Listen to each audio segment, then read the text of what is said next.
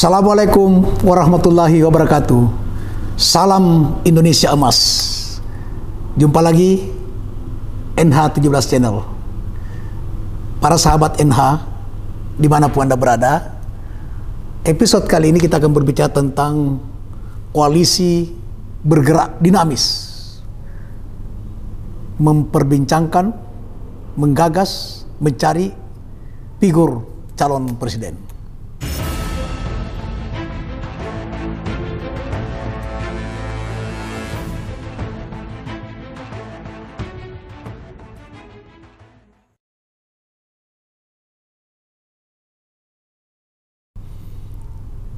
Sebagaimana kita pahami secara bersama, dinamika politik semakin tinggi dalam sebulan terakhir pasca kelahiran Koalisi Indonesia Bersatu (KIB), dan juga manuver berbagai elit parpol begitu cepat dan dinamis. Dalam hitungan hari pasca kelahiran KIB muncul bakal calon koalisi semut merah yang digagas oleh PKB dan PKS, dan belakangan mungkin bisa bergabung partai lain.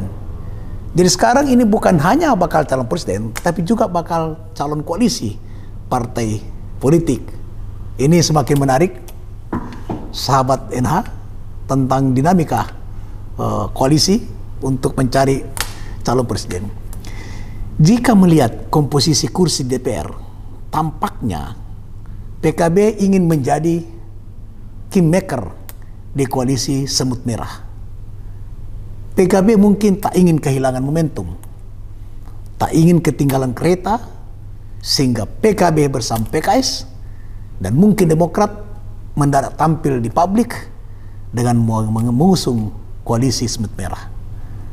Apakah ini fakta atau hanya sekedar wacana? Ya mungkin hanya sekedar wacana. Kenapa? Karena setelah muncul wacana koalisi semut merah, kemudian bukan hal yang tidak terduga, tapi dalam politik memang lobby adalah sebuah kebutuhan. PKB, Caimin, bertemu dengan Pak Prabowo, Gerindra, dan pernyataan kedua beliau ini nada-nadanya kemungkinan akan berkoalisi. Tentu menjadi pertanyaan, bagaimana nasib koalisi semut merah? Apakah menjadi wacana terus-menerus atau akan menjadi sebuah kenyataan? Beberapa hari yang lalu, Rakernas Partai Nasdem telah mendeklarasikan 3 nama calon bakal presiden. Fakta menunjukkan, dan itu sebuah pernyataan oleh Ketua Umum Partai Nasdem, Bapak Surya Paloh, telah mengumumkan calon presiden dari Partai Nasdem, yaitu Anies Baswedan, Andika, dan Ganjar. Partai Nasdem juga tampaknya ingin melangkah lebih maju dari 8 parpol lain, yaitu mereka yang paling pertama mendeklarasikan bakal calon presiden. Dari 3, saat ini konon akan mengerucut jadi 1 nama pada mungkin akhir tahun atau menjelang akhir tahun 2022 mendatang. Mungkin orang masih akan ramai berbicara tentang koalisi semut merah dan 3 balon calon presiden Partai Nasdem. Publik lagi dikejutkan juga kemunculan bakal koalisi baru dengan nama Koalisi Kebangkitan Indonesia Raya atau KIR, usai pertemuan Bapak Prabowo Subianto dan Muhaimin Iskandar, Ketua Umum Partai Kebangkitan Bangsa, pada hari Minggu tanggal 19 Juni 2020. Menarik bahwa KIR ini muncul hanya berselang sehari pasca Rakernas Nasdem. Pertanyaannya kemudian, bagaimana dengan nasib koalisi semut merah? Akankah PKS dan Demokrat bakal bergabung dengan Nasdem seperti spekulasi banyak orang selama ini? Lalu bagaimana nasib bakal calon koalisi PDIP Gerindra yang banyak disebut oleh berbagai kalangan? Ada spekulasi bahwa pertemuan Pak Prabowo dengan Cak Imin membuka peluang terjadinya 4 poros koalisi. Semua itu masih misteri. Semua bisa berubah, setidaknya hingga penghujung akhir tahun 2022. Namun yang menarik bahwa di balik manuver parpol-parpol itu, sesungguhnya bandul koalisi akan bergerak mengitari top 3, Ganjar, Prabowo, Anies. Ketiga sosok ini selalu berada di 3 besar. Hasil sejumlah lembaga survei.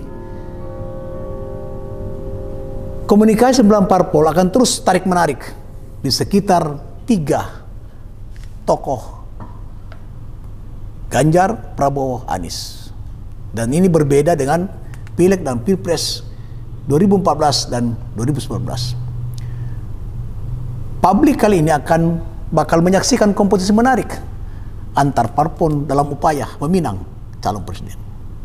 Belum lagi Koalisi Indonesia Bersatu, Partai Golkar, Partai Amanat Nasional, dan Partai Persatuan Pembangunan.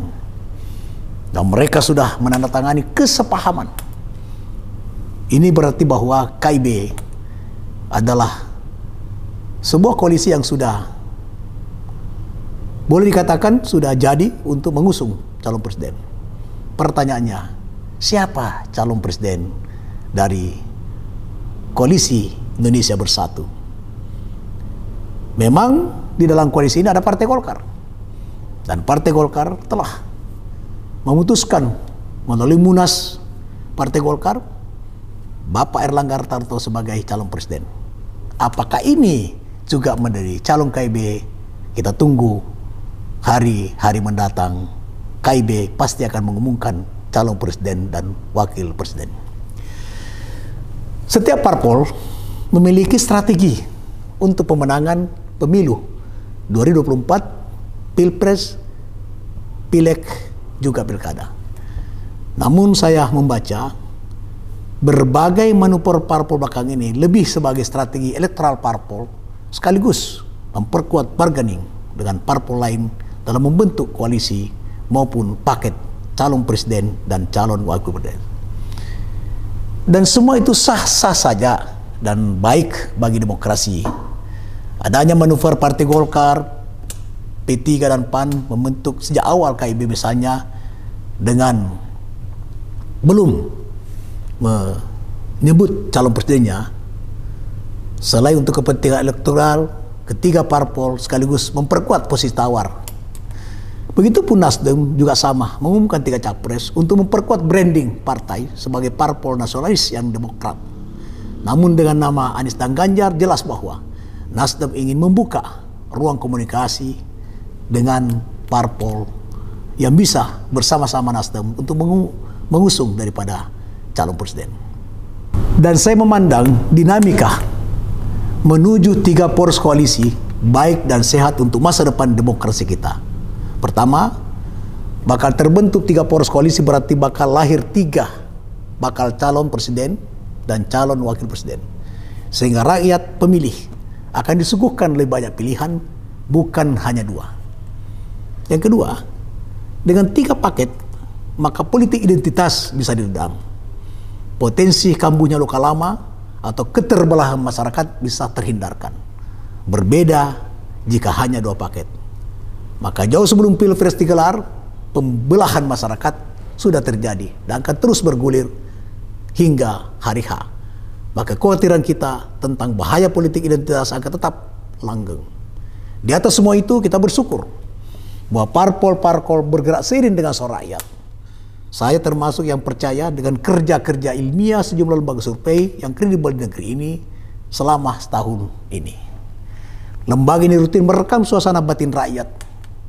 Karena itu saya berharap, dan mungkin harapan itu juga menjadi harapan kita semua, bahwa calon-calon presiden yang akan dimunculkan oleh partai politik, apakah dia berkoalisi ataukah sendiri, karena hanya ada satu partai yang bisa mengusung sendiri, yaitu partai PDIP, itu akan mengusung calon presiden pemimpin bangsa yang terbaik di antara yang baik. Jika itu yang terjadi, maka salah satu dari pilihan-pilihan mayoritas rakyat akan tampil sebagai orang nomor satu negeri ini.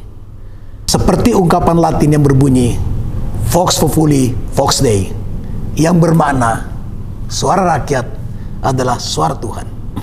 Sekali lagi, semua ulasan di atas murni perspektif seorang Nurdi Halid. Salam Indonesia Emas 2045.